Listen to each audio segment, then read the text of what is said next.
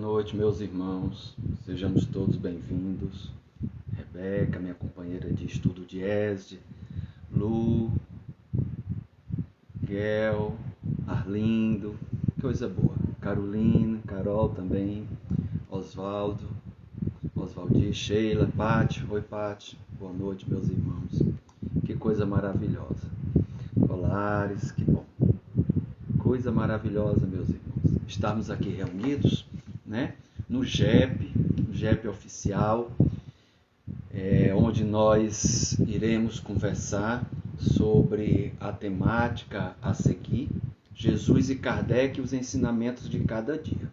Que coisa boa. Boa noite, meus irmãos. Antônio, Rita Fidelis, Oswaldinho, Glenda, gente maravilhosa, pessoas muito amadas, pessoas muito queridas.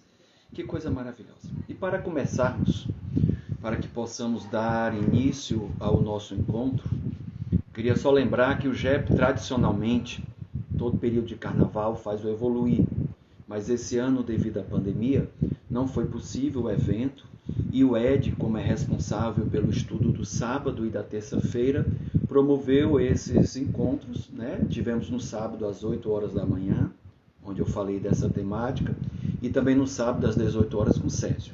Hoje, terça-feira, tivemos às 8 da manhã com o Césio e às 20 horas agora estamos juntos. Esse material ficará gravado também no IGTV e talvez no GEP-TV do YouTube. Mas para que possamos começar, gostaria de convidar para fazermos uma prece. Então, aqueles que desejarem fechar os olhos, entrar em sintonia com o Mestre Jesus, com o Mestre Kardec, possamos agradecer por tudo, pela vida, pelos momentos de cada um, pelas oportunidades, por estarmos aqui reunidos, por sermos estudiosos e praticantes desta doutrina consoladora, libertadora. Muitos de nós que somos participantes desta casa, Grupo Espírita Paulo Estevão, a quem nos acolhe, a quem nos educa, a quem nos eleva a alma. Somos gratos a Ti, Mestre Jesus, e a esta casa, que no último sábado fez 71 anos. Abençoa-nos, agora e sempre, que assim seja.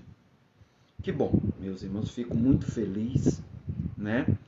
E vamos iniciar a nossa temática, cuja proposta é trabalhar esse tema, fazer um referencial ou uma conexão de Jesus e Kardec, mas principalmente os ensinamentos que podemos trazer para o nosso dia a dia.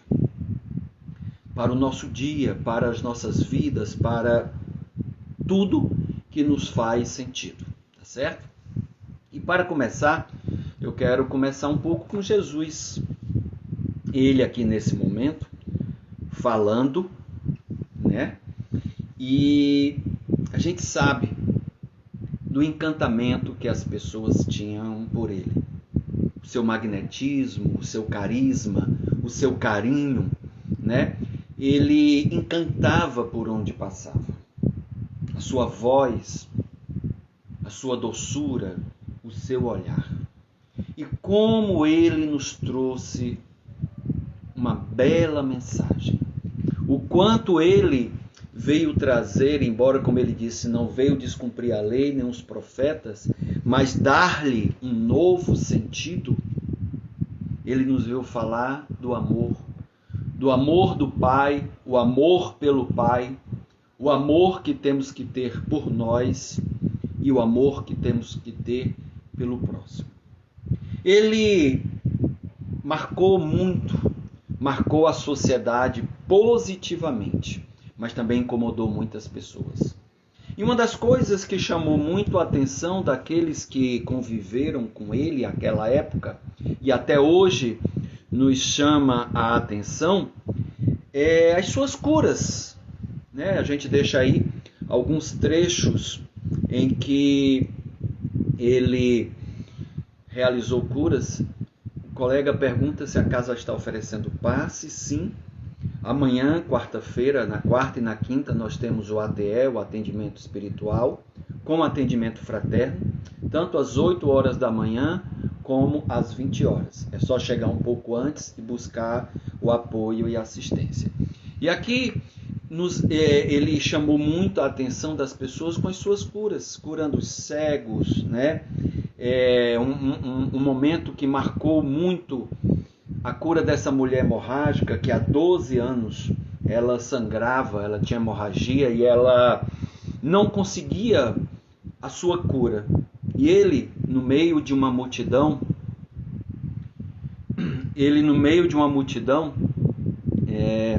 foi tocado por ela. E ele sentiu algo de diferente. Tanto foi que ele perguntou àqueles que estavam ao redor dele, principalmente aos seus apóstolos, quem o tocou. E eles perguntam, mas como, mestre? Nós estamos aqui no meio de tantas pessoas, todo mundo está lhe tocando, estamos aglomerados. E aí ele fala, mas alguém me tocou diferente, porque eu senti algo sair de mim. E essa mulher, um pouco envergonhada, um pouco desconfortável, se aproxima dele e confessa que o tocou. E ele disse, e realmente ao tocar ela ficou curada. E ele diz, mulher, a tua fé te curou. Então é muito interessante esse momento, essa passagem, porque o tempo todo Kardec está mostrando o que ele faz, mas também ele diz o que nós podemos fazer. E no caso dessa mulher, pela fé que ela teve, ela conseguiu a cura, como também foi este homem, né? Ele estava lá, a cura do paralítico no tanque de Betesda. E ele Jesus pergunta se ele queria ser curado, né? E ele diz que sim. E ele pede que ele pegue a sua esteira e se levante. Imediatamente ele se levanta e sai andando. Então, muitos momentos marcaram, né, a vida das pessoas pela palavra, marcaram pela cura, mas principalmente não somente a cura do corpo, mas também a cura moral. O quanto Jesus ajudou muitas pessoas.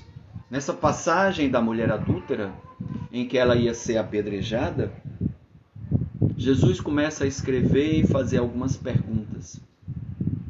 E com isso, as pessoas que estavam com pedras à mão, ao redor desta mulher, ao redor dele, começam a se questionar, a pensar e a refletir, e percebem o quanto eles também tinham erros, o quanto eles também tinham pecados. E assim, um a um vai se afastando, um a um vai se retirando. E com isso, daqui a pouco, Jesus, ao olhar ao redor, não vê mais ninguém. Olhando para aquela mulher que estava com medo nos olhos, o medo da acusação, o medo do julgamento, o medo de ser apedrejada, o medo da morte, quando Jesus pergunta, mulher, cadê aqueles que te acusam? E quando ela olha, porque até então ela não tinha se apercebido, ela vê que não há mais ninguém ao seu redor. E ele a soergue, ele a levanta e desta forma diz, aqui não está mais ninguém a te acusar e eu também não te acuso. Levanta-te, não peques mais e vai. Então, desta forma, Jesus ia falando aos corações, às mentes e transformando vidas, levando conforto, levando consolo, transformando, realizando.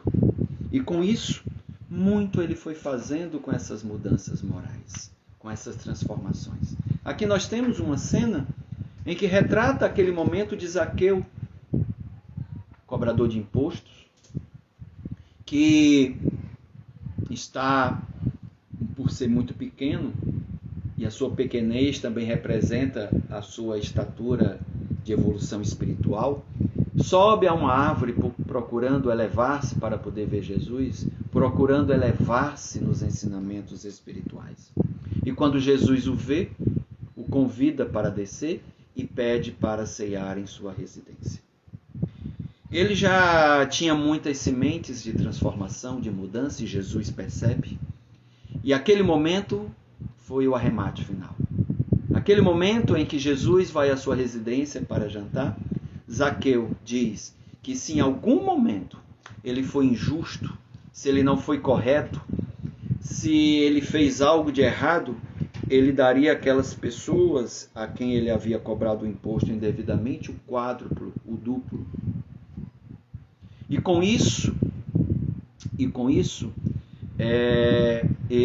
Jesus fica muito emocionado e com isso ele percebe a mudança naquele homem. Estou me falando aqui, a Eliane está me dizendo que tem um barulho ao fundo e está atrapalhando. Continua esse barulho? Deixa eu ver aqui se a gente consegue retirá-lo.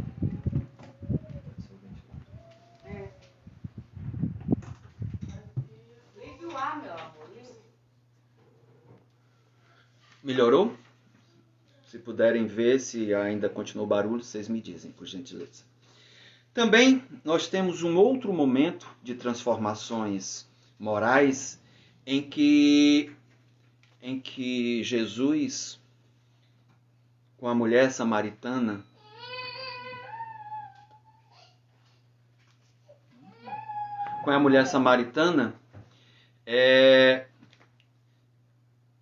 pede um pouco de água e ela fica espantada, porque normalmente um estranho, ainda mais do sexo masculino, não se dirige a uma mulher. E ela sabia também que ele era nazareno e os nazarenos não se dirigem às pessoas samaritanas. Então ela fica muito surpresa. E há um diálogo marcante, revelador. Ele pede água a ela oferece. E ele diz que também tem uma água que, se ela bebesse, nunca mais sentiria sede. E ela percebe a profundidade do que ela está fazendo, do que ele falou, e pede para beber desta água. É algo muito marcante. Então, são momentos em que a gente está buscando trazer, fazendo primeiro uma referência a Jesus, para mostrar o quanto, com o seu magnetismo, com a sua presença, com a sua fala, ele conseguia tocar mentes e corações. O quanto isso foi útil no dia a dia de cada um. Então, meus irmãos, outro momento também muito marcante, e ao mesmo tempo Jesus vai nos ensinando pelas curas físicas, pelas curas morais, por sua palavra, por seu evangelho, ele vai nos trazendo revelações e ensinamentos para o dia a dia. Outro momento muito marcante é o centurião de Cafarnaum, em que tinha um dos seus servos adoentados. E ele pede que algumas pessoas da comunidade possam ir lá procurá-lo, porque esse centurião era muito querido pela população, ele inclusive já havia feito até uma sinagoga. E pedem por ele, para que possa curar esse servo dele. Quando Jesus se dirige à sua residência, no meio do caminho ele se encontra com alguns soldados dele e trazem um recado. Na verdade, alguns amigos dele trazem um recado. E nesse recado ele diz que ele não é digno de receber Jesus em sua casa. Mas ao mesmo tempo ele fala que acredita que Jesus não precisa estar perto ou na presença do seu servo doente para curá-lo, porque ele mesmo compreendia o poder de manto, o poder de cura que Jesus poderia realizar, porque ele, como um centurião, como um oficial, dava ordens aos soldados para irem ou para virem, e eles obedeciam. Assim também seria com Jesus. E diante disso, Jesus fica impressionado com a sua fé. E diante disso, como eu estou dizendo, ele fala: diga a ele que seu servo está curado. E assim se deu, sem Jesus precisar estar lá. Mostrando que mesmo à distância, nós podemos fazer muito pelo outro. O que importa é a nossa intenção e o nosso pensamento. Que a gente possa pensar e refletir sobre cada um destes ensinamentos que Jesus demonstrou. E ao mesmo tempo ele também disse que nós podemos fazer as mesmas coisas que ele fez e até mais. Basta termos fé do tamanho de um grão de mostarda. E como nós temos visto na nossa sociedade ao longo das épocas, quantas curas, quantas mudanças, quantas palavras que tocam, que transformam, que movem corações. Né? Então que a gente possa se aperceber disso. Mas também Jesus incomodou. Não foram só vitórias ou só beneméritos. Jesus incomodou aos poderosos, aqueles que detinham o poder político, o poder religioso, o poder da riqueza. A sua palavra libertadora incomodou muito. Incomodou muito. Tanto é que sabemos o que aconteceu com ele. Do julgamento, da condenação e da crucificação. Mas mesmo Jesus tendo passado, a sua palavra foi marcante. Aqui nós temos uma imagem retratada em Atos, né, do apedrejamento de Estevão, um dos nossos patronos, Paulo e Estevão. E ele, nesse momento, mesmo sendo apedrejado, o seu amor por Jesus, a sua devoção a Deus, ele já não estava mais naquele momento com medo, temendo a morte ou as pedras, porque ele estava a ver, a visualizar outra imagem, Jesus e o divino. Assim também se deu com Saulo. Inclusive, Saulo estava nessa condenação, nesse apedrejamento. Tinha consciência. Está aí à direita nessa imagem. Ele foi responsável pelo julgamento, pela condenação e pelo apedrejamento. E Saulo, no caminho de Damasco. Porque Jesus não faz nada em vão. Ele sabia do potencial. Ele apostou muito na pregação de que Saulo poderia fazer na sua conversão. E nesse caminho, onde ele estava indo prender os discípulos de Jesus, os seguidores de Jesus e principalmente Ananias, ele é tocado, cai do cavalo e uma luz muito forte o alcança. E Jesus lhe pergunta: Saulo, Saulo, por que me persegues? E nesse momento, cego, ficando cego durante 3 dias, foi hospedado e Jesus apareceu novamente a Ananias e pede que Ananias vá curá-lo. Ananias não queria inicialmente, porque diz: como é que eu vou agora curar aquele que veio me prender, que ia me prender, me julgar e me condenar? Vá, porque eu estou apostando muito nele. Isso, meus queridos, está em Atos. Eu aposto muito nele. E como foi gratificante e marcante essa conversão de Saulo, se transformando em Paulo de Tarso, tendo o amparo e a assistência de Estevão. Estevão teve um papel preponderante na divulgação das palavras de Jesus, do Evangelho de Jesus. Então, meus irmãos, trazendo um pouco desse panorama, né, falando da palavra que tocou muitas pessoas, falando das curas físicas que Jesus realizou, falando também das transformações morais, do conforto, do consolo, da esperança que Jesus nos trouxe, nos deixou.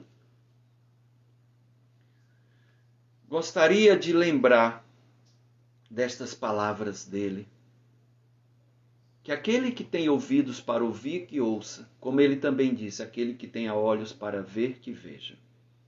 Que cada um de nós se aperceba, cada um de nós se abra, cada um de nós que entre em conexão com o alto, não precisando estar tão alto, porque Deus está em nós. Os bons amigos espirituais, os espíritos protetores, os anjos guardiões, os amigos, os familiares que já partiram da carne, estão ao nosso redor, nos amparando, nos ajudando. Então que a gente possa se permitir se conectar consigo e com estes irmãos. É muito importante, é muito bom. E aí agora eu quero trazer um pouco de Kardec, já que a gente está falando de Jesus e Kardec. Da mesma forma que aconteceu com Estevão, que aconteceu com Saulo, como também com os apóstolos. Há um momento em que Jesus, ainda em vida, pede que eles vão 2 a 2 para pregar o evangelho. Que não levem nada, somente a roupa do corpo, e que busquem abrigo aonde chegarem, e se não forem bem recebidos, que tirem, batam o pé para tirar a poeira daquele local e vão a outro local. Porque Jesus já estava os preparando para pregar o evangelho, para falar da boa nova. E eles vão curar, vão falar, encantam, e eles ficam surpresos do que conseguiram, de como foi possível fazer o que o mestre também fazia. E também é verdade que quando eles perderam Jesus, perderam seu referencial, ficaram desnorteados, se esconderam para não serem aprisionados, na festa de Pentecostes, 50 dias depois, naquele momento da colheita, eles tiveram aquele fenômeno das línguas. E ali eles falaram para as 12 tribos. E dali em diante eles saem a pregar.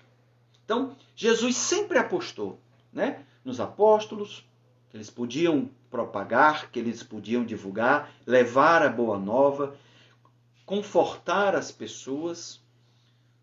Estevão, Paulo, e assim se deu com Kardec. Porque Kardec, ou a doutrina espírita, a codificação, foi aquele que Jesus havia prometido, sobre o Consolador, que vinha revelar mais coisas, ia trazer mais revelações do que ele havia dito, de uma forma mais vertical.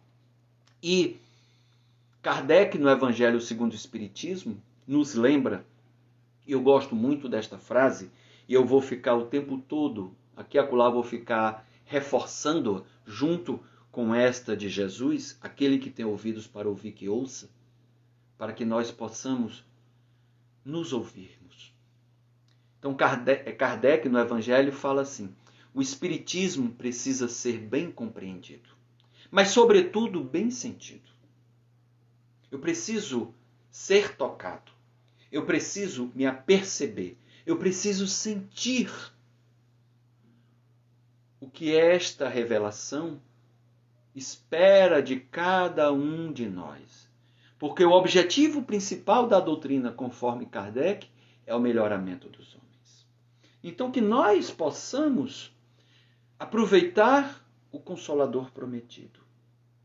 E para isso, eu gostaria de trazer alguns ensinamentos da doutrina espírita que nos são muito úteis em nosso dia a dia, em nossas vidas, que possamos colocar em prática, principalmente nos dias atuais, em que alguns estão passando por dificuldades financeiras, pela sua atividade comercial está sendo prejudicada pelas circunstâncias.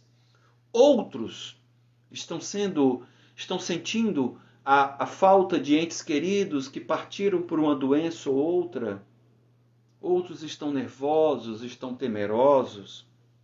Que a gente possa aproveitar destes ensinamentos e assim, a palavra de Jesus, o ensinamento dos Espíritos trazidas por Kardec, possam fazer sentidos em nossas vidas. Possa ser bem sentido. Aquele que tem ouvido para ouvir, que ouça. Que a doutrina espírita possa ser bem compreendida e, acima de tudo, ser bem sentida. Porque Kardec nos falou que o verdadeiro espírita não é o que crê na manifestação, mas sim aquele que aproveita o ensino dado pelos Espíritos. E aqui uma ressalva em que esses ensinamentos não são somente trazidos pelos espíritos elevados, pelos amigos espirituais, mas também aqueles espíritos sofredores que causam sofrimento, que estão passando por dificuldade, eles também nos são professores. Eles nos ensinam por meio da sua dor. Já posso ter passado, poderei passar pela mesma coisa, mas se eu puder aprender o que ele está passando, a experiência que ele está vivenciando e as consequências dos seus atos, é muito útil para cada um de nós. Que possamos aproveitar esses momentos de grande aprendizado, porque eles também são professores, são educadores. Eu gosto sempre de dizer, seja em aula, seja em palestras, aquelas pessoas que porventura tenham feito cursos de administração ou MBAs, normalmente os professores em algum momento trazem casos de empresas que tiveram sucesso ou até empresas que fracassaram.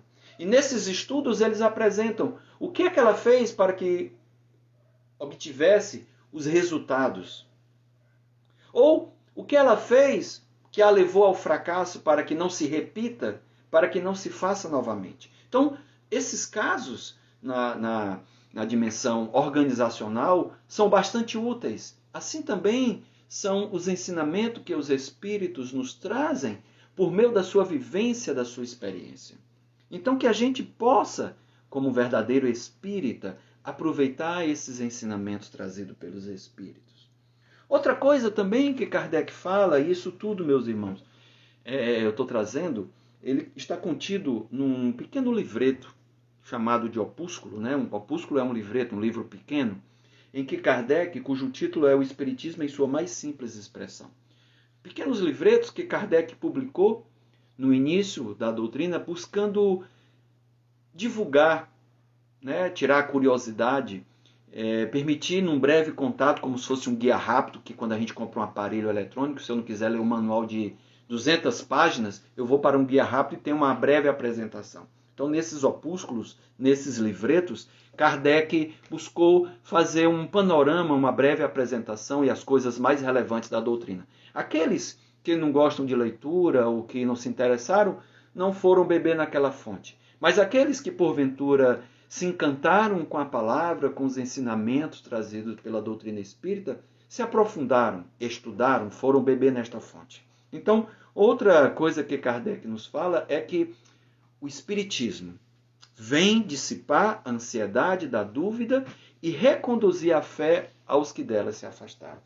O Espiritismo é conhecido como o cristianismo redivivo, na sua essência, na sua base, né, no seu conteúdo. Então isso é muito, muito interessante. Porque realmente, o quanto nós estamos precisando isso nos dias atuais. Dissipar essa ansiedade da dúvida. Quantas pessoas, é interessante, ano passado, eu fazendo um atendimento por telefone a um médium, né, que havia se mediunizado, nós fizemos um atendimento e depois em seguida veio uma comunicação de um irmão que era trabalhador da equipe de Bezerra de Menezes. E esse trabalhador, eu achei muito interessante, para mim foi algo marcante, ele pedindo que fizéssemos prece por aqueles que estavam, né, adoentados pelo Covid, pelos aqueles que haviam desencarnado, principalmente porque eles estavam tendo muitas dificuldades. Eles, como trabalhadores, socorristas, né, buscando fazer o resgate, buscando recolher aqueles irmãos nos hospitais, estavam tendo dificuldade porque muitos desses irmãos, pela incompreensão da morte, pelo medo da morte, por não terem tempo de se despedir, até porque muitas vezes o Covid impede que a gente vá visitar os nossos parentes e de uma hora para outra eles partem. Ele comentou que muitos que haviam desencarnados estavam agarrados às camas, aos leitos do hospital. E desta forma, agarrados, dificultavam a sua ajuda e ao mesmo tempo, como aquela pessoa, por ter desencarnado, o leito havia vagado. e outro paciente estava sendo tratado. E esses irmãos desencarnados, apegados ao leito, estavam a prejudicar o tratamento e a recuperação dos novos enfermos ali colocados, porque julgavam que ele estava ocupando o seu lugar e que ele é que deveria ocupar. Então, no seu pedido de prece, eles pediam que nós orássemos para ajudá-los a socorrer esses irmãos. Então, eu achei interessante a revelação dele. Eu não imaginava tantas dificuldades desta ordem, inclusive podendo vir a prejudicar o tratamento do próximo, né? Colocado ali. Então, que possamos aproveitar sempre esses ensinamentos, procurar dissipar essa ansiedade, procurar reconduzir a fé, essa certeza, porque realmente é natural o apego à matéria, é natural o sentimento de afeição que temos pelos nossos entes queridos. Mas devemos sempre nos lembrar que a vida primordial é a vida espiritual, que nós estamos tendo uma experiência na carne. Aprendemos com a doutrina, mas não só com a doutrina, sobre a imortalidade da alma. E realmente somos imortais. Mas muitas religiões, muitas crenças também abordam essa imortalidade. Só que muitas delas não abordam, não falam do que a doutrina nos traz por meio das revelações da vida espiritual. Essa é a diferença. Além da reencarnação, mas falar da vida espiritual também é extrema importância. Compreender isso. Porque imortal sabemos que somos, às vezes nos esquecemos. Outras doutrinas filosóficas, outras religiões também falam dessa imortalidade. Mas poucas abordam ou mostram ou demonstram sobre a vida espiritual. Vemos isso na literatura, vemos isso nos diálogos mantidos em reuniões mediúnicas. E quanto aprendemos. E é interessante, né? E Kardec percebeu logo isso no início. Porque às vezes endeusamos uma comunicação mediúnica, escrita ou falada, como se fossem os bezerros de ouro, que o nosso querido Newton critica tanto às vezes no próprio movimento espírita, em que endeusamos às vezes palestrantes, médios ou médios de cura, médios que escrevem, e o quanto isso nos faz mal.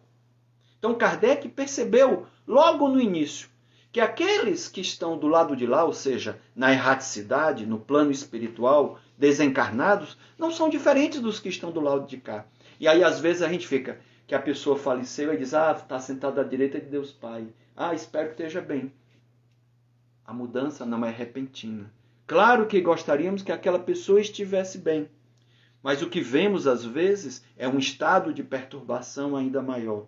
Precisamos muito orar por eles. Porque as coisas não mudam da noite para o dia.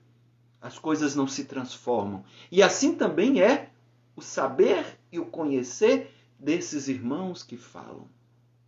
Temos espíritos de toda ordem, de todo tipo de personalidade, de todo tipo de psique, não diferente do que temos aqui. Por isso que Kardec pediu muito. A doutrina é a fé raciocinada. Passem sempre pelo crivo da razão. Nunca deixem de passar pelo crivo da razão que vocês recebem. E o quanto isso é importante, o quanto isso é relevante, porque às vezes nos encantamos, fantasiamos uma determinada comunicação. E as palavras, às vezes belas, as palavras, às vezes enaltecendo o nosso ego, nos cegam, nos fascinam. E com isso, esquecemos de uma coisa básica, primária, que os espíritos nos ensinam.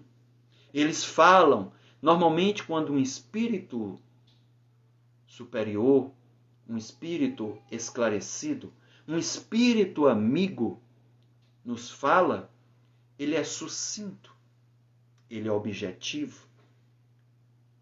E muitas das vezes eles nos alertam, nos corrigem ou nos chamam a atenção para nossos erros, para evitar as nossas quedas. Então, esse é um cuidado que temos que ter que Kardec se apercebeu rapidamente.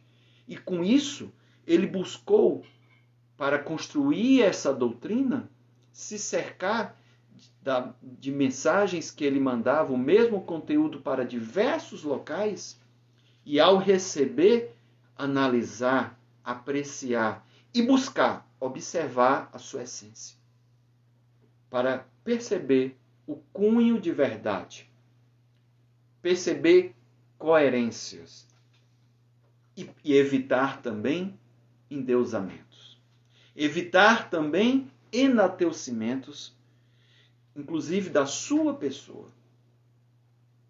Kardec buscou de uma forma tão bela não se destacar, porque ele já era uma pessoa muito conhecida na sociedade, se utilizou de um pseudônimo e, ao mesmo tempo, a sua primeira obra, ele chamou o Livro dos Espíritos. Ou seja, eu não sou o autor. As respostas vieram de lá para cá. Eu fui somente um organizador e um perguntador, claro que intuído, orientado. Inclusive, quando escrevia, quando estava a escrever, se aquele conteúdo não fosse coerente, não fosse condizente, era alertado, era chamada a atenção para a corrigenda. A cada edição, muitas vezes, aconteceram mudanças. Como ele disse também, nem tudo está dito, nem tudo está revelado. Novas coisas virão, e a gente percebe isso até na sua obra. Edições novas ou outras publicações a posterior, como na própria Gênese, Obras Póstumas, Céu e Inferno, trouxe ensinamentos que foram diferentes, contradizeram o que ele havia falado no Livro dos Espíritos, buscando demonstrar que a doutrina não está ultrapassada. Até hoje ela é extremamente atual. É coerente, é condizente. Continuando esses ensinamentos que Kardec nos fala, e na verdade, quando Jesus fala do Consolador prometido, quando Kardec, fazendo os seus manuscritos, escrevendo sobre a doutrina, há um momento que é revelado em que ele começa a ouvir algumas pancadas no quarto onde ele escrevia. E ele observa se aquele barulho não vinha de fora da rua, se não era uma janela mal fechada ou a porta entreaberta. Mas ele percebe que o barulho vem de dentro da parede, da madeira. Ele fica curioso, mas ele, como não é médium, ele não sabe o que é aquilo. E aí, no primeiro momento em que ele está participando de uma reunião mediúnica, de perguntas e respostas, ele pergunta o que é que houve ali na casa dele. Do que é que se tratou aquelas pancadas. E um espírito diz que era para alertá-lo de um erro contido num determinado parágrafo, em uma determinada linha, naquela frase. E é interessante que esse espírito também se revela como espírito de verdade, ou seja, Jesus Cristo, e lhe diz que o acompanhará, que tem acompanhado esta obra, né, enviando muitos emissários para ajudar nessa codificação, e devido à sua ocupação, lhe diz que por uma vez ao mês, durante um quarto de hora, ou seja, durante 15 minutos, estaria presente trazendo novas revelações. Então, o que a gente viu com os apóstolos quando Jesus os escolhe a dedo, com Estevão, com Saulo, com Kardec também não foi diferente, e com tantos outros missionários, com tantos outros profetas que vieram falar dessa boa nova, trazer essa mensagem, a espiritualidade investe e aposta. O próprio Kardec perguntou se poderia falhar, e os espíritos dizem que sim, que ele iria passar por muitas dificuldades, ia ser caluniado, ia ser traído inclusive pelos seus amigos mais próximos, e ele fala que ele depois de 10 anos, ele revela essa carta e confessa que tudo aquilo que havia sido dito naquela carta aconteceu. Então, não foi fácil o papel desse missionário, desse homem. Não foi fácil. Mas a espiritualidade investiu, e já vinha investindo antes em reencarnações anteriores. Naquela reencarnação também investiu. E ele, graças a Deus, cumpriu de forma esplêndida. Graças a Deus. Trazendo ensinamentos. Eu gosto sempre de falar que a doutrina espírita, a Casa Espírita, e no nosso caso o JEP, é uma universidade. É uma universidade do espírito. É uma universidade da vida espiritual. Que por um acaso, nesta vida espiritual, estão contidas experiências na carne, experiências na matéria. E que nós possamos vivenciar, que nós possamos, como Kardec diz, a doutrina espírita é para ser bem compreendida e principalmente bem sentida. Que essa universidade do ser espiritual possa nos ser útil. Como Jesus disse, quem tem ouvidos para ouvir, que ouça. Esse é o convite, porque estas palavras e o sentir são sutis. Não é o que eu estou falando. Não é o que eu estou verbalizando. Mas sim o que eu sinto. O que eu ouço dos bons espíritos. O que eu preciso falar. Eu fiz esse mesmo tema no último sábado e está totalmente diferente. Ordem, o que eu estou falando, porque não provém de mim. Eu sou somente instrumento. Não tenho mediunidade ostensiva. Mas eu procuro sentir o que eu preciso falar neste momento. Ser instrumento, somente isso. Nada mais do que isso. Continuemos. Kardec também nos fala, dizendo aquilo que eu já falei, que esses irmãos endurecidos, sofredores, que causam sofrimento, também são ótimos mestres, ótimos professores. Então a doutrina nos dá a conhecer, pelo exemplo dos que viveram as condições da nossa felicidade ou da nossa desgraça futuras. E o quanto isso é verdadeiro. O quanto isso é verdadeiro. Deixa eu trazer essas duas imagens. Muitos de nós já assistimos a esse filme, Nosso Lar, já lemos esta obra. E temos na imagem da esquerda o mesmo personagem da imagem à direita.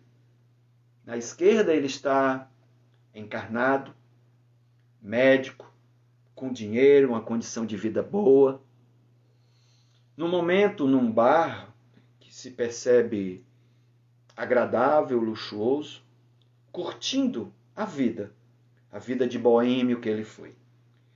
Na sua mão direita, uma taça de um bom champanhe. À esquerda, olhando e contemplando um bom charuto. Foi um homem que curtia a noite,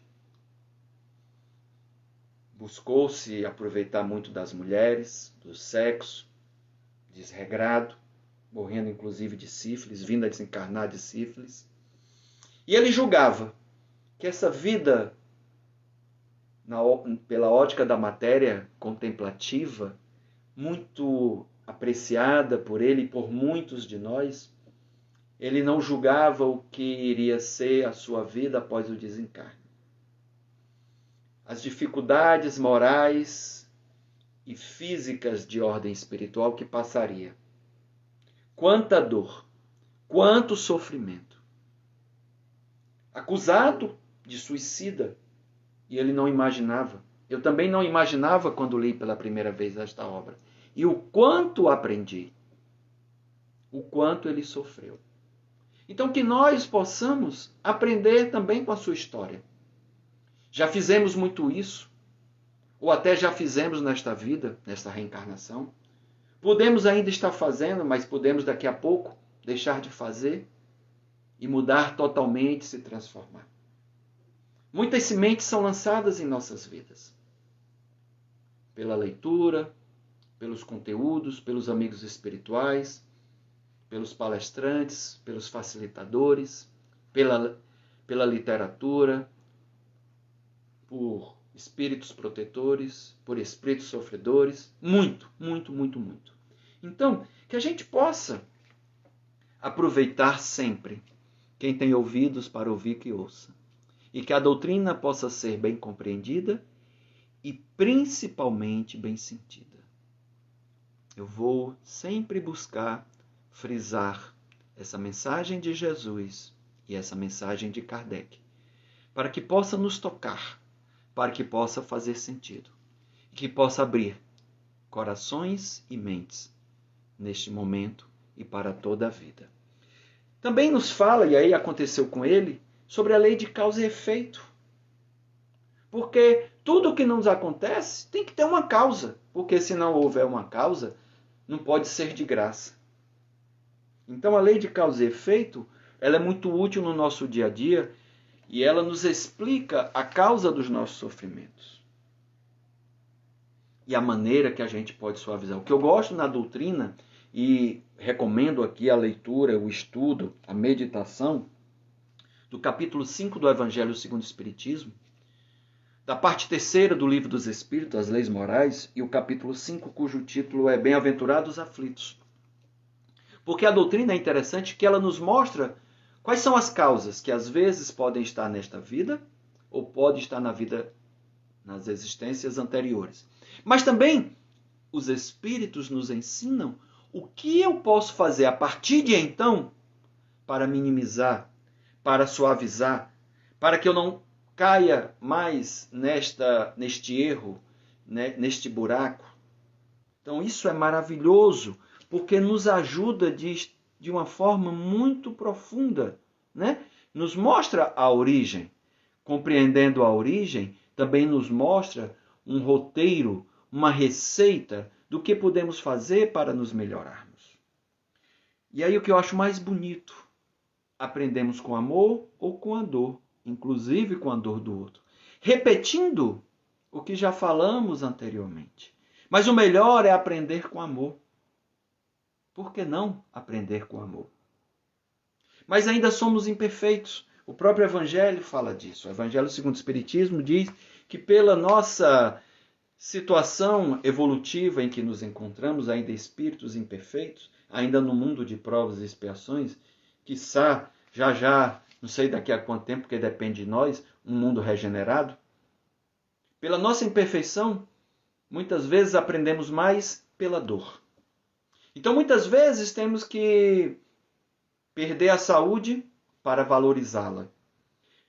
Às vezes, relacionamentos são destruídos para percebermos o quanto aquela pessoa era importante ou valorosa, ou quanto eu fiz besteira, dei mancada. Às vezes, um ente querido que parte, e eu me arrependo de não ter ficado mais tempo com ele, de não ter lhe pedido perdão, de não lhe dizer o quanto o amava e sinto a sua falta.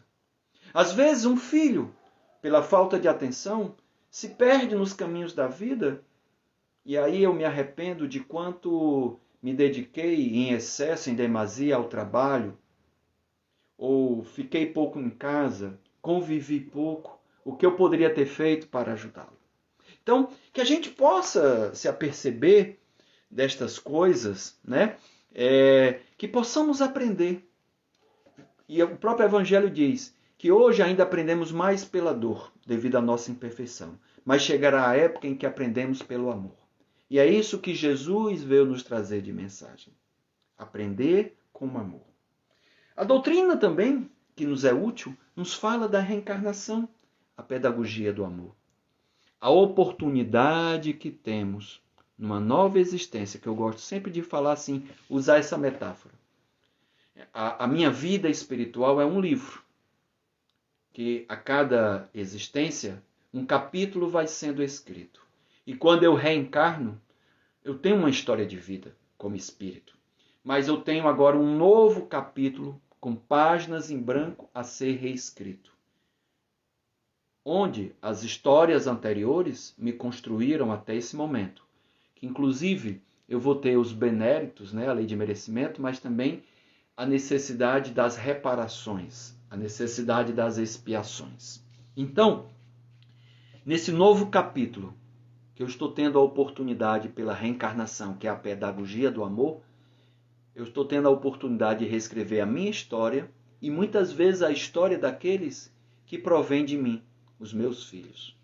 Espíritos que reencarnam, cuja missão dos pais é ajudá-los na sua caminhada evolutiva até uma determinada idade. É uma missão maravilhosa. É uma oportunidade ímpar e que os espíritos, quando eu desencarnar, perguntarão o que eu fiz. Então, com a reencarnação, a gente aprende muitas vezes que as aflições terrenas são remédios para a alma que nos ajudam a purificar. Fruto do que eu preciso aprender. São provas, são necessidades que eu preciso. Também aprendemos, e às vezes isso é duro, que nós mesmos somos muitas vezes o artesão da nossa própria infelicidade do mundo. E aqui eu gostaria de fazer um comentário, fazer um destaque. Uma vez, assistindo uma palestra do Haroldo, quando ele estava fazendo referência aos evangelizadores de infância, da mocidade, ele disse o cuidado que os evangelizadores têm que ter com aquelas crianças e jovens, porque elas começam a aprender com essa doutrina muitos conteúdos que são coerentes, que são claros, né? É filosofia que tem uma razão de ser. E às vezes, ainda devido à sua imaturidade, começam a ficar arrogantes e prepotentes junto com outros amiguinhos, julgando que sabem demais. Então, a importância dos evangelizadores é buscar trabalhar o conhecimento, mas também trabalhar a humildade nessas crianças, trabalhar a simplicidade, trabalhar o afeto e o carinho. E aí eu queria fazer agora a referência que eu queria dizer, quando começamos a adentrar pela doutrina, começamos a nos encantar com seus ensinamentos, porque são maravilhosos. Muitas vezes a gente escuta de pessoas dizerem assim, cara, eu sempre pensei desse jeito. Eu não aceitava o que a minha religião pregava, ou o que o meu pastor, o meu sacerdote falava. Eu não compreendia, eu tinha uma outra compreensão. E agora, lendo o Livro dos Espíritos, que é a parte filosófica, o Livro dos Médiuns, eu já tinha essa compreensão, só que eu não tinha essa noção. E aí, às vezes, a razão fala tão alto, e quando começamos a compreender sobre reencarnação, lei de causa e efeito, lei de merecimento, começamos a entender que muitas vezes as vicissitudes que estamos passando têm uma razão de ser, têm uma causa. E como aí o Kardec nos fala, né, no opúsculo, o Espiritismo em sua versão mais simples, no tópico 43, podemos dizer que aquele irmão merece passar pelo que está passando. Porque se isso está acontecendo é que ele fez algo, ou nesta vida ou na passada. E o Evangelho segundo o Espiritismo dá um checkmate que eu acho muito bonito. Porque diz assim, meu irmão, mesmo que isso esteja acontecendo agora com ele, e ele seja o causador, todos nós merecemos atenção, cuidado e carinho. Quem sabe se não foi você o causador da condição dele hoje. Então, não viremos as costas e não digamos que ele é o culpado. Pode até ser. Podemos até ter razão no que falamos. E aí o cuidado que eu peço que tenhamos é que muitas vezes a gente ouve pessoas reclamando que chegaram na casa espírita e falando do seu problema, falando da sua dor, ouviram do lado de lá alguém dizer assim, a culpa é sua. Você precisa entender que você é o causador disso. E aquela pessoa, por estar chegando ali, a sua dor ser tamanha, não compreende isso. Não está ainda aberto e receptivo, porque ainda não entrou tanto em contato com a doutrina.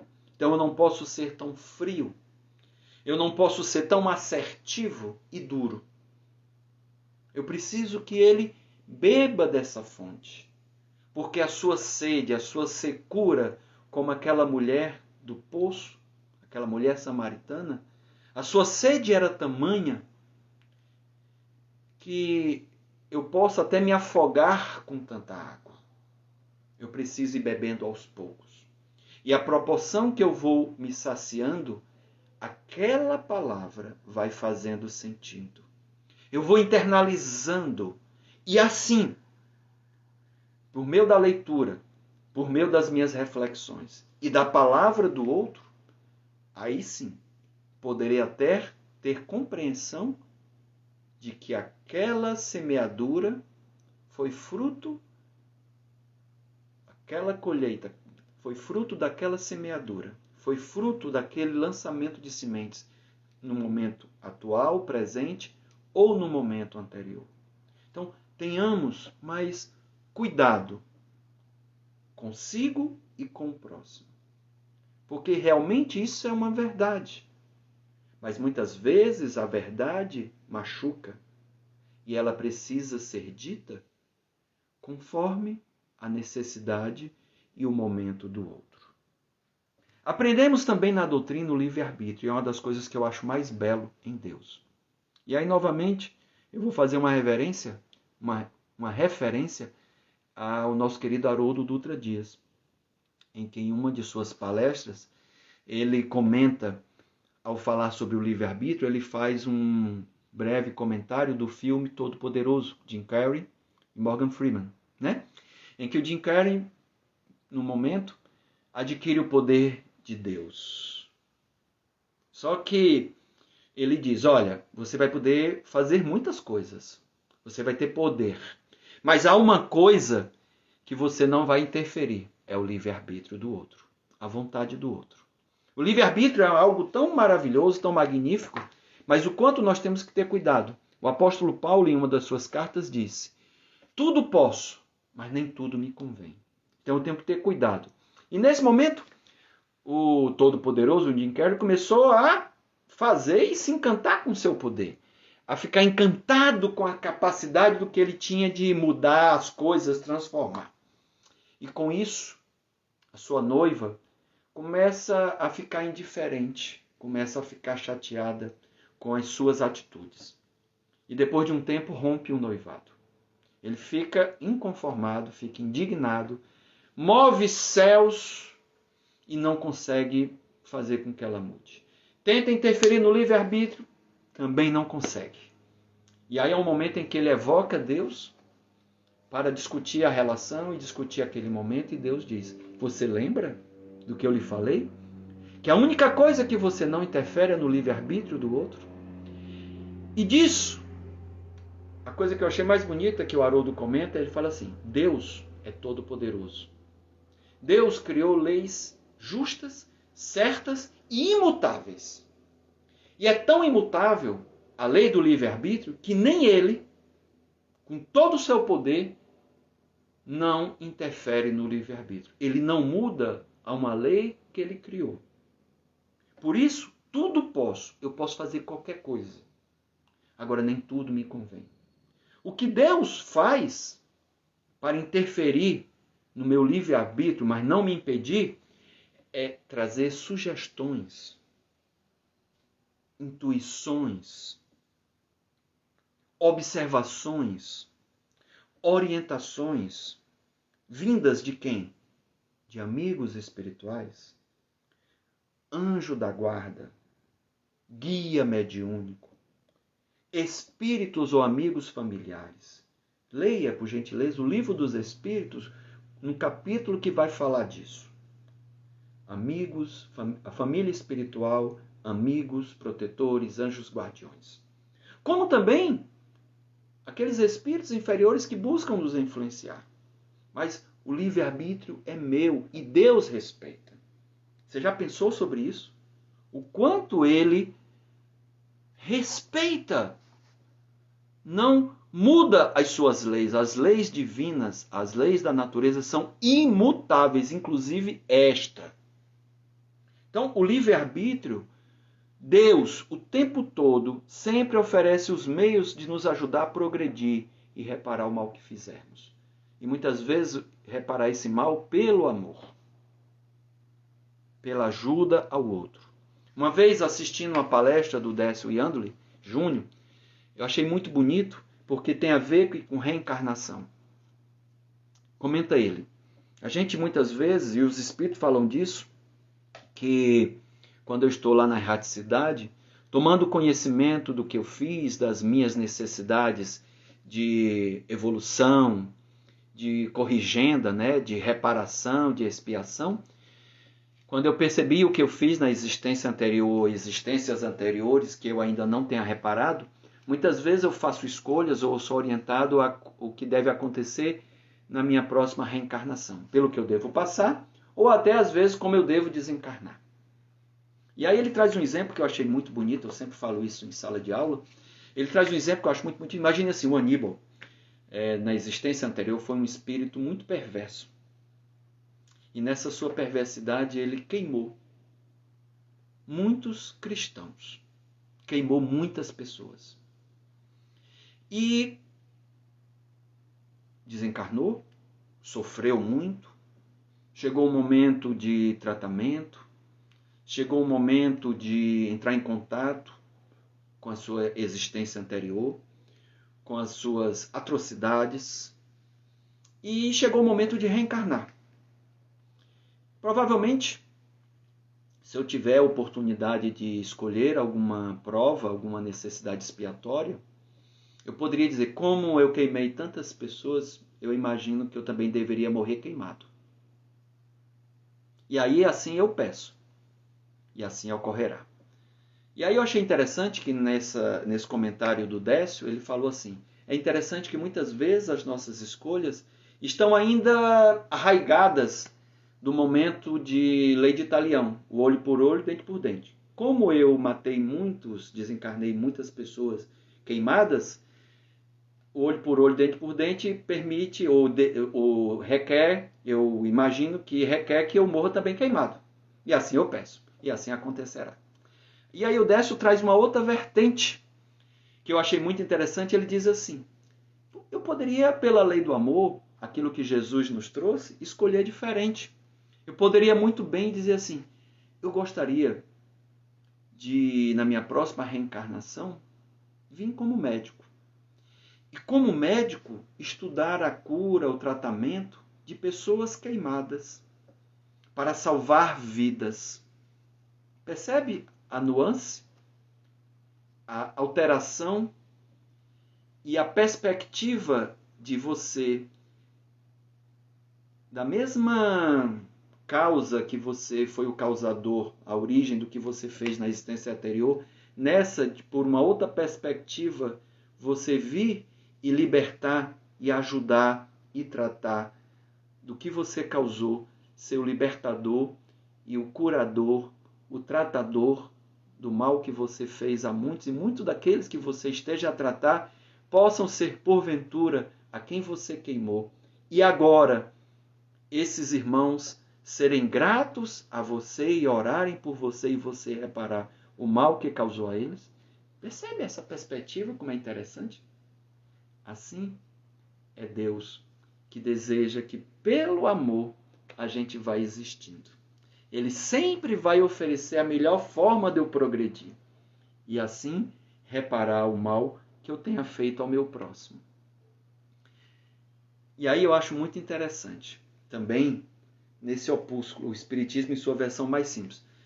Todas essas frases, a maioria delas está contida neste livreto. Perceba a profundidade contida, onde Kardec buscou condensar tanto conteúdo belo em poucas páginas para dar um choque, dar um impacto nas pessoas que estavam lendo aquele guia rápido. E com isso, encantados pela doutrina, buscar estudá-la, buscar conhecê-la, buscar compreendê-la e principalmente senti-la.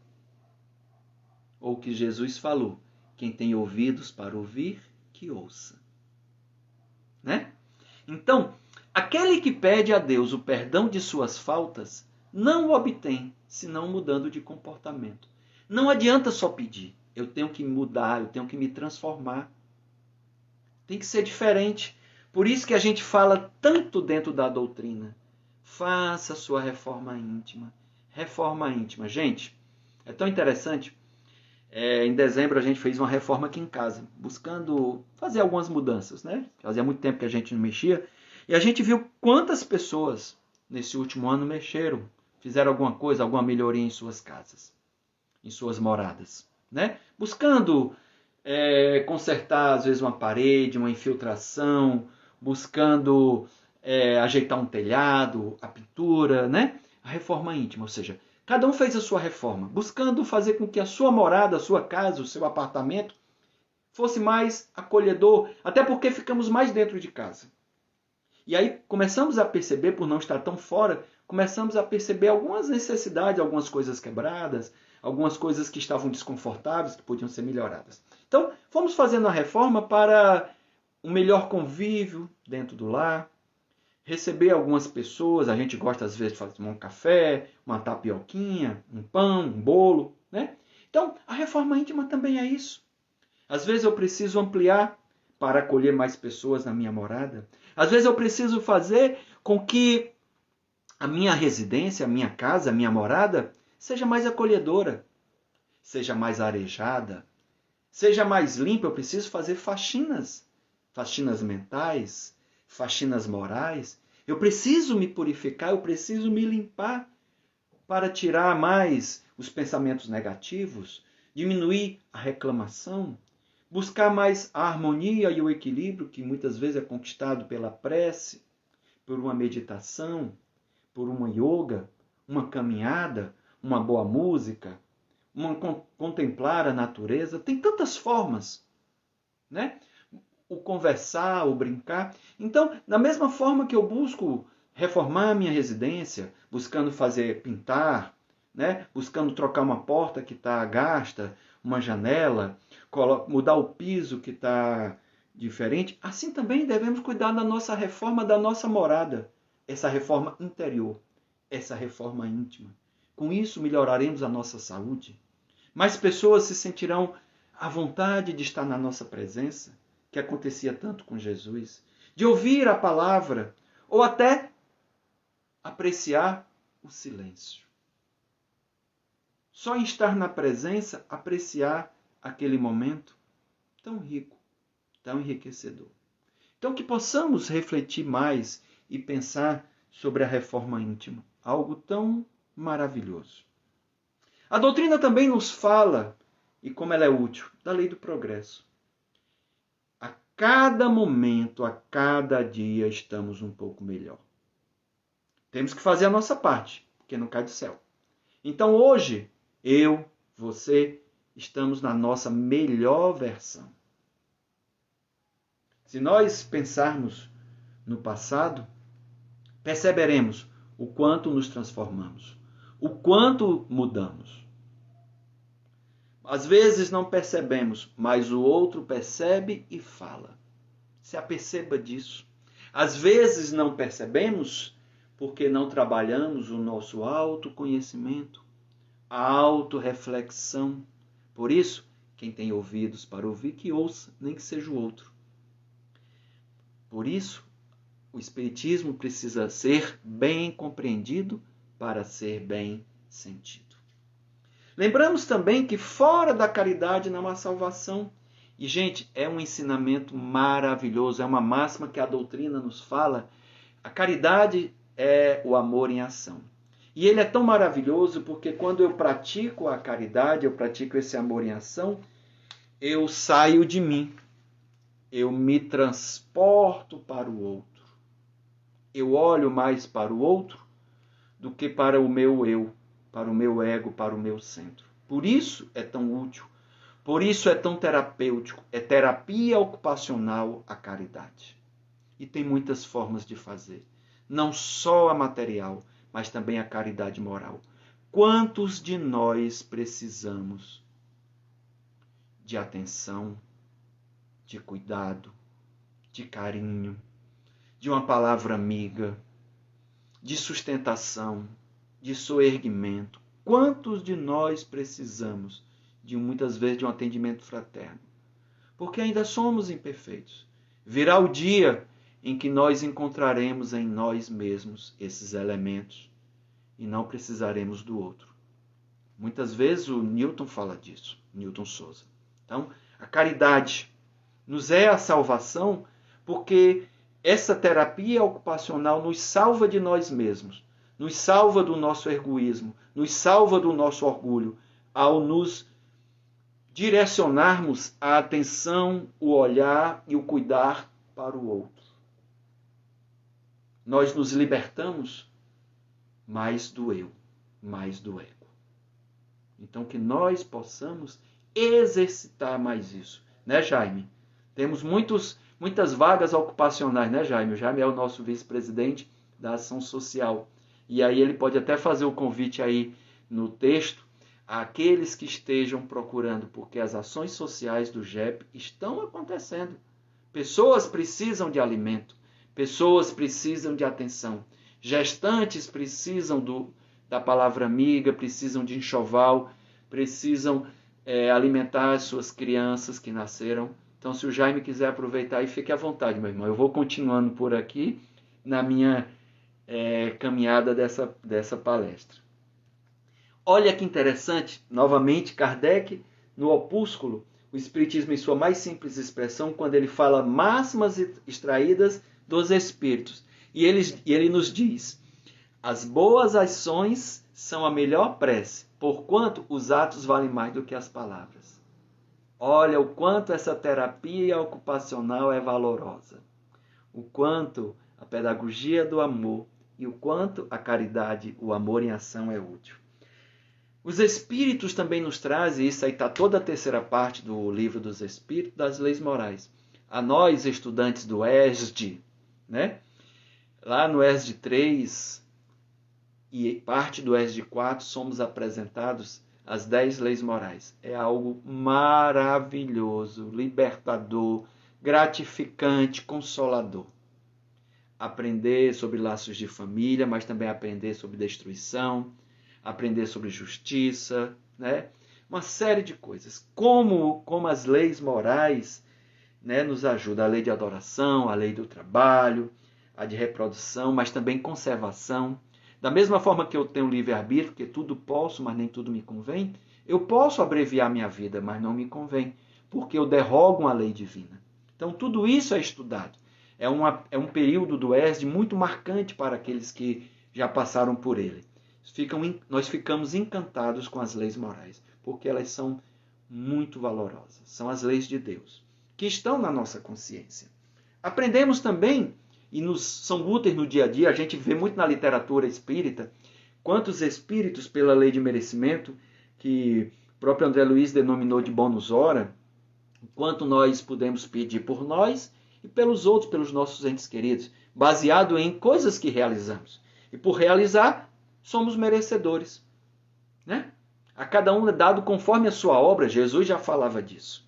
Os Espíritos chamaram de lei de merecimento. É útil. Faça pelo outro sem esperar nada em troca, que você será merecedor, inclusive, de preces. Isso aconteceu com o nosso amado conterrâneo Bezerra de Menezes. Ao desencarnar, né, ele estava no plano espiritual. É um momento em que ele foi recebido e no local que ele estava, ele começa a ouvir o seu nome. Pessoas do lado de fora chamando Bezerra, Bezerra, Bezerra. E ele vai, a irmã que o recebeu abre a porta, dá uma sacada, e ele nessa sacada vê uma multidão de espíritos desencarnados. Todos eles com um sorriso no seu olhar, dirigindo-se a ele e falando do seu nome, falando da sua gratidão. Ele olha para aquelas pessoas, algumas ele reconhece como amigos, parentes, contemporâneos, mas a maioria ele desconhece. E ele questiona a irmã Celina: quem são esses, irmã? Alguns eu conheço, né? Mas a maioria eu desconheço. E ela fala: são todos aqueles a quem você os ajudou sem esperar nada em troca. A quem você deu uma palavra de conforto, fez uma prece, dialogou numa reunião mediúnica, atendeu, mandou a receita e na farmácia foi tirado o remédio na sua conta. São essas pessoas que são gratas a você.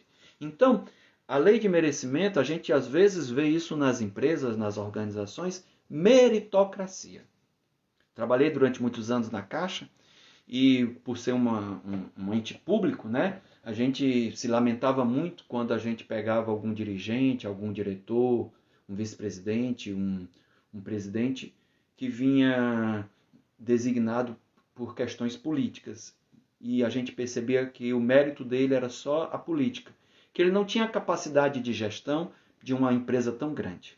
Como também, muitas vezes, na nossa esfera de área de trabalho, a gente sempre gostava muito quando se privilegiava a meritocracia, o mérito, o reconhecimento por aquela pessoa ter estudado, ter experiência, ser um bom gestor, ser uma boa pessoa. Então, assim também é no plano espiritual. A lei de merecimento, ela funciona, ela existe. Então, que possamos fazer por onde? Outra coisa que eu queria trazer é a influenciação espiritual e também a afinidade espiritual. Duas coisas que estão muito próximas, né? Duas coisas que estão muito interrelacionadas. E os espíritos nos dizem, quando Kardec lhes pergunta, os espíritos nos influenciam? E a resposta é forte, curta e contundente. Muito mais do que imaginais. Muitas das vezes são eles que vos dirigem. Então, com isso a gente fica às vezes muito admirado e impressionado com a influenciação e a afinidade de espíritos inferiores. E os espíritos inferiores, diferente dos espíritos mais esclarecidos, eles são insistentes. Eles ficam batendo na tecla, ficam insistindo para que a gente faça algo de errado, se junte a eles, seja acompanhado por eles, ou que eles nos acompanhem. Enquanto os espíritos esclarecidos orientam, recomendam, mas se eu não dou ouvidos, eles se afastam, ou ficam ali quietinhos, porque eu estou dando atenção para algo que não vai me fazer bem, enquanto aqueles inferiores adoram, né? Então, a influenciação espiritual é de tal ordem que muitas vezes coisas que falamos, que fazemos, são frutos de algo externo, que parte do outro. Como eu lhe disse, muitas vezes, às vezes tem palestra que eu faço 20 vezes e todas elas são diferentes. Eu posso ter o mesmo conteúdo, mas eu não digo a mesma coisa, porque eu sou influenciado espiritualmente. Outra vez falando do Haroldo, ele diz que tem sorte das suas palestras serem gravadas, porque depois quando ele tem uma oportunidade, ele as assiste para aprender. Porque muitas coisas que ele disse, ele não tinha se programado para falar aquilo, e ele não tinha o conhecimento daquele conteúdo. E eu percebo que comigo também acontece a mesma coisa.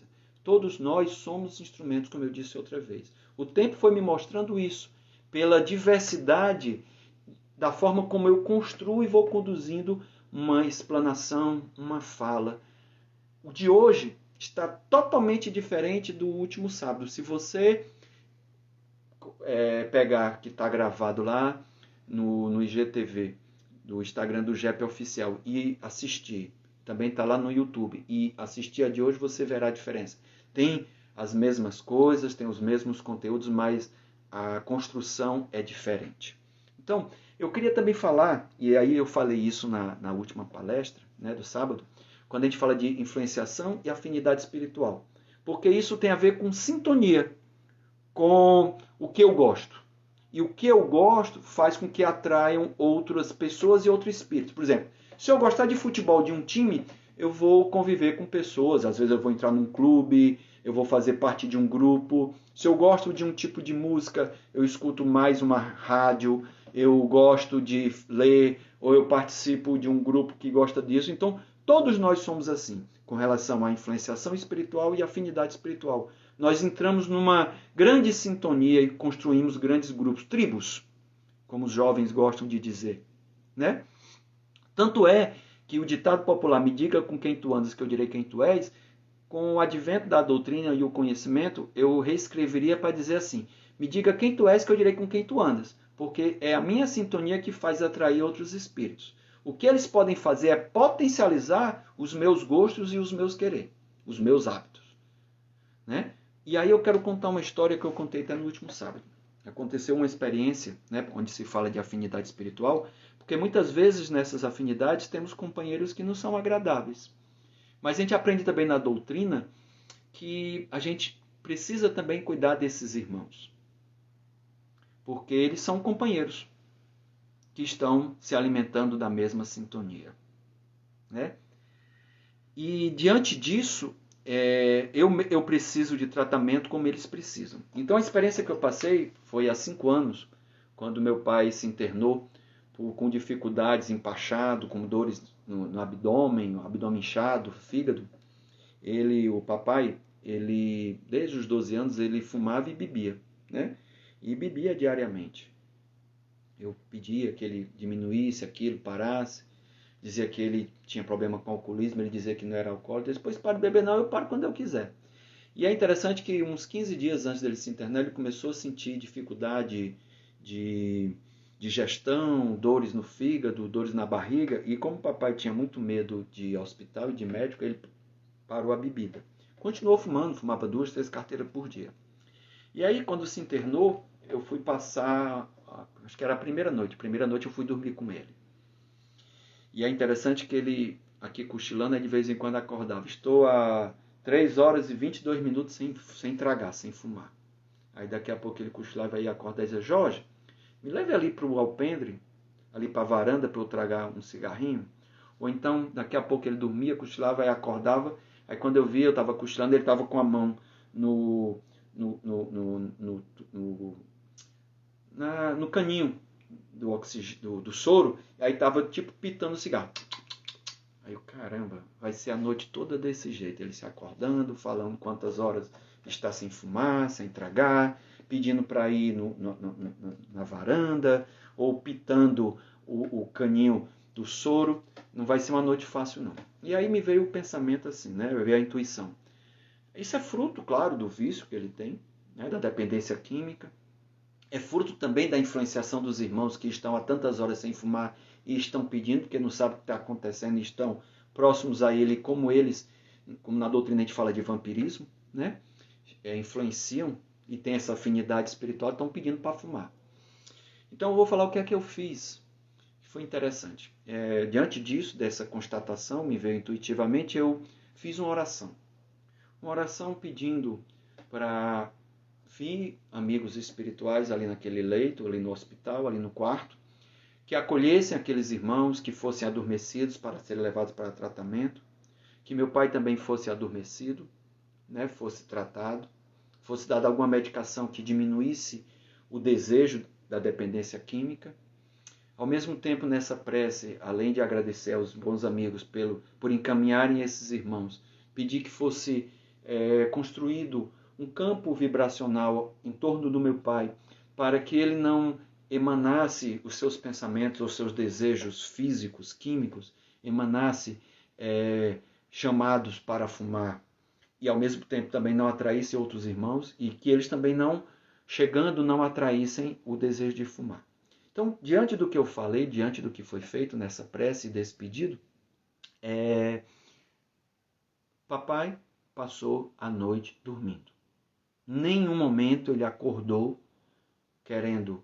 dizendo quantas horas estava sem tragar um cigarro, desejando ir fazer um trago na varanda ou pitando, né, vamos dizer assim, sugando o torsalzinho, o caninho do soro. Levantou-se algumas vezes para urinar, mas em nenhum momento clamando pelo tabaco, pelo fumo. E assim, enquanto ele esteve hospitalizado, que aí depois ele veio a desencarnar, depois de alguns dias, depois de um mês, o tempo todo, e no seu desencarne, eu sempre buscando o trabalhando a dependência química do álcool e do cigarro, para fazer com que ele menos sofresse. Então, o que eu estou trazendo aqui é o que a gente aprende com a doutrina, o cuidado pelo outro, o amor, a caridade, e a influenciação espiritual, ela existe, mas ela existe porque tem uma causa.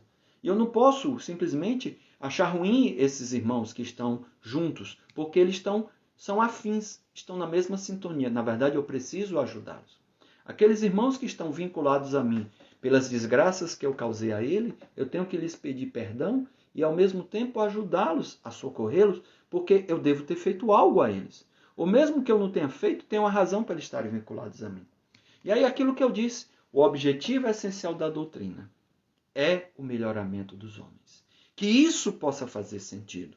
Que isso possa ser aplicado dia após dia em nossas existências.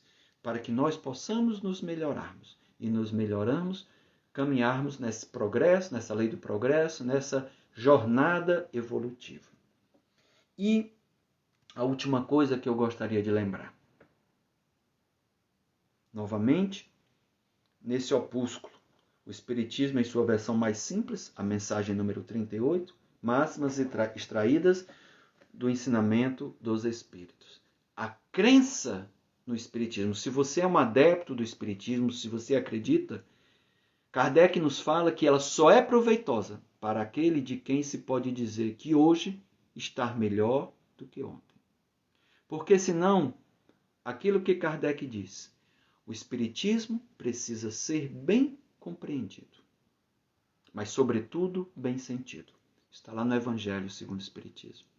E isso vai permitindo que nos melhoremos.